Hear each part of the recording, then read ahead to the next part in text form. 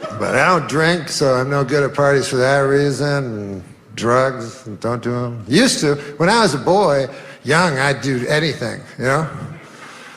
LSD. I was about the strongest drug I ever did. Acid. I don't know if you ever done acid, but I remember when I was young and they'd tell me, they go, you gotta be careful with that acid on account of you can do it, and then you have a flashback. Like 10 years could pass, 20 years could pass, and then you get a flashback. So I thought, well, that sounds like a good deal, you know? And I went to my drug dealer, Frank. I said, Frank, is there a drug on the market where I pay you $5? I take the drug, I get high, and then 20 years later I get high again? And he said, yes. And I think of myself as somebody who is good at stretching his drug dollar. But the point of the whole thing is for me to tell you young folk that it's not true at all. You know, because I have not done LSD since I was a teenager. 10 years have passed, 20 years have passed. Sadly, 30 years have passed. And still, no flat. What a gyp that turned out to be. Just more horse shit by the big acid companies, if you ask me. And I don't want to get too political, but if you think big acid cares about you, the little guy,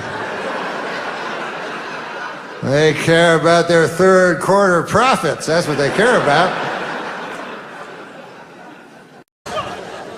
There's too much shit out there to stress you out. This whole world is drug infested, hate infested, drug infested world. Hate drugs. I heard the worst drug story. You know what my friend told me? You know what he's dealing with? His landlord is hooked on crack. That's terrible. That's pressure. Your landlord's hooked on crack, that means you've gotta have the rent. He come around all the time. I got the rent. It's not even due yet, it's the 10th. Come on, I need it! Let me just get $20 of it now and then just give me the rest of the month. Every couple hours, hey look, I'm gonna need some more of the rent. This building's falling apart, things came up. Comes home early from a party. Landlord's in the crib going through his shit. What are you doing in my house? Ah! Where's the sink? I came to fix it. It's in the kitchen. I thought it was in the drawer. I'll fix it tomorrow when I come for the rent.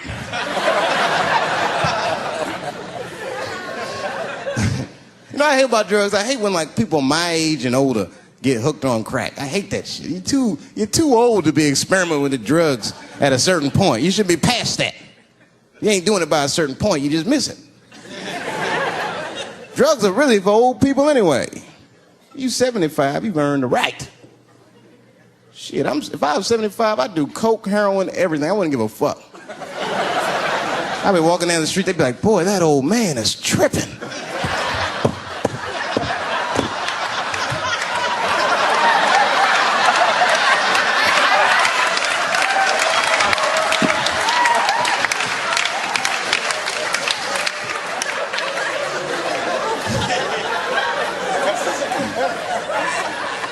Can't do everything. Maybe weed. If you're gonna do something, do a little weed. Smoke weed. Weed's not as bad as everything else. Weed is a background substance. You know what I mean? You can smoke some herb and still function. And you ain't crisp, but you'll function. Nothing higher than weed, though. I made that mistake one time. I was at a party, some guy gave me some shit. He's like, here, man, take this. It's fucking mushrooms. I took it, I forgot all about it, you know. Then a couple days later, I found that shit in my pocket. I'm thinking, why not? Because I'm thinking it's like weed, some background shit. I planned my whole day out like it was weed. I'll chew this shit up, then I'll go to the barber shop, get my hair cut, and then I'll see a movie.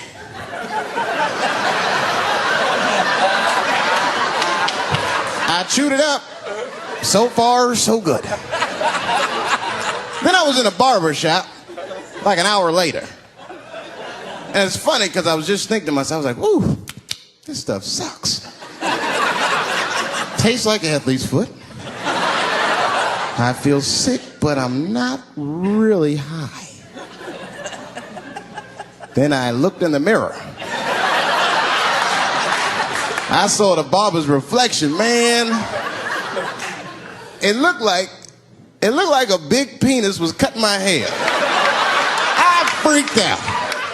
I started talking to myself, Dave, calm down. You're on drugs. This is what drugs do. Okay, you know that there is no way that a penis can cut hair. But I started freaking out, man. I just couldn't take it anymore. I jumped out the chair, half my hair was cut, I didn't care. I didn't, I just gave a barber a handful of money. It was weird, the balls opened up. Anyway, I ran home, man. I ran home as fast as I could. I was tripping. I looked at the clock, it was 2:42. I was like, damn, 2:42. I gotta sober up. I had never been this high this early. I took a shower. I was still high. I said maybe music will do the trick. I listened to every CD I had. I was still high. Exercise, that's what I'll do. I ran around the block 4 times, still high. Took a nap, woke up, fucked up. I looked at the clock, it was 2:43. I said, God damn. You can have too much of a good thing, can't you? Like heroin. What? Although too much heroin is death, basically. That's when you know you've had too much. You go, oh fuck, I'm dead. I'm fucked. That's the thing though with heroin. You know, try anything once, kids, sure. But know this, right? No. You think, I'll try heroin. I'll just try one. Give me a heroin. Give me one heroin, okay? Just have one. Oh, what's it like? Oh, it's fucking lovely. I want more. I can't just tap. It's like Pringles. It's like once you pop, you can't stop. I think that's how it works. I'm not an expert. Believe it or not, I've never been a heroin addict. No round of applause for that. See? No. See? No round of applause for never having been a heroin addict. If I'd have come out here and go, yeah, I used to be a heroin addict. I used to mug people and shit myself in doorways, right? But exactly. Oh yeah. He hasn't done those things for a while. He hasn't done those things that we never did in the first place. Why are you applauding someone for suddenly acting like a normal member of society? It's like I've lost a bit of weight. I've lost about 20 pounds. Exactly. What? No. You're basically applauding me for only eating as much as I need now. I should have always been doing that. I got fat because I was a greedy, lazy bastard. There's no other explanation. And I needed people that they come to me now and they go, oh, well done, you look great. But they weren't telling me I looked terrible. They're basically saying I looked terrible. No one told me at the time. It was really taboo. I needed waiters to come over and go, fuck off, you've had enough, right? All right. Introspective drugs. Hey, Bill, love the podcast, and I've gotten a lot of my friends to listen to you in the last few months. I'm a 49ers fan. I love hearing Patriots fans bitch when they get beat. Well, you don't hear that a lot, do you? Huh? Let me ask you a question. Are you good at catching punts? You want to play that game, sir? Huh? Haven't won anything in 20 fucking years? How'd you like that Seattle beatdown? You know what? Here's my Pete Carroll impression for you. How many times did you see this last night? Woo! That sounds too much like Ric Flair. I got to get some NFL Films audio of what he sounds like when he does that. Anyways, he goes, I know you hang out with Joe Rogan and a lot of famous L.A. comedians. And I'm curious if you ever are willing to get down with mushrooms or any kind of psychedelic substance. Get down with it. Get down. Rap. Not like today or next week, just any time in the rest of your life. You seem like the kind of guy who would be balls out laughing, making everybody else laugh with introspective insights. Oh, there's no doubt I would have a great fucking time if I ever did it, but that's really what scares me. You know what I mean?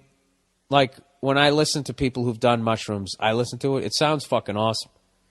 It does, but, you know, there's a price that you pay when you do shit like that. See, I like being ignorant. You know what I mean? Like, walking into nature sober is awesome to me, because I don't know that if I was on mushrooms that I would be enjoying a tree that much more. The fact that I never did it, like, you know, like the first time you get high, if you shoot up with heroin, like those guys chase that every fucking day, no matter what they do. See that Patriots game? Wasn't that unbelievable? Compared to what? You know, once you've shot up, it's only so fucking enjoyable. So, drugs scare me because I know that I would really enjoy them. And I've seen what they've done to a lot of people's lives. And I'm not literally saying you end up on the street homeless. I'm not talking about that extreme thing. I'm just saying how I've seen a lot of people waste a lot of time and talent and potential and all that type of stuff. But I do not question why people do them at all. You know, I would love to hallucinate. You know, I'd love to talk to a sneaker. Why wouldn't you? Talk to everything else that can talk at this point. I'm on a, you know, be a new experience. But the problem is, I just feel like I would love it, and you know, that's why I don't do it. Anyways, there's a lot of comedians talk about weak topical shit, but it seems like you have a deep vein of intelligence that a certain audience hones in on. Oh, I get it. I see what you're buttering me up. You want to do mushrooms with me. So this is what you're treating me like an 18-year-old incoming freshman. You know? You're the most beautiful girl here. You're not like the others. No, dude, I'm not saying I never would, but like I just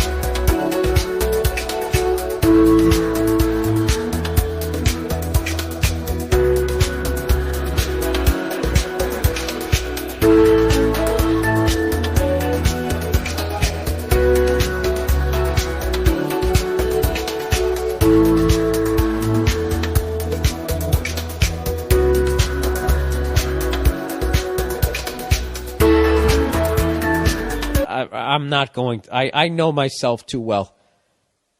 The shit I do with alcohol, isn't that enough? Enough of a fucking sign.